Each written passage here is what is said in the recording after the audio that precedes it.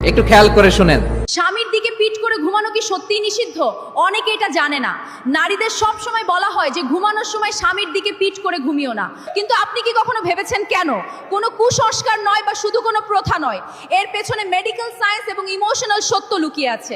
যখন স্বামী স্ত্রী একই বিছানায় মুখোমুখি হয়ে ঘুমায় বা একে অপরকে জড়িয়ে ধরে ঘুমায়, তখন শুধু ঘুমই আসে না, তখন সম্পর্কের বাঁধন আরো মজবুত হয়। মেডিকেল সায়েন্স অনুসারে জড়িয়ে ধরে ঘুমালে মস্তিষ্কে অক্সিটোসিন নামক হরমোন নিঃসরণ হয়। এই হরমোনকে ভালোবাসা এবং প্রেম মহব্বত বাড়ানোর হরমোন বলা হয়। এই হরমোন টেনশন কমায়, মনে শান্তি দেয় এবং স্বামী স্ত্রীর মাঝে না বলেও একে অপরকে অনুভব করার শক্তি দেয়। খেয়াল করে দেখবেন, আল্লাহ নারীদের শরীরটা পুরুষের তুলনায় কিছুটা শীতল করে বানিয়েছেন, আর পুরুষের শরীরে দিয়েছেন উষ্ণতা। জানেন কেন?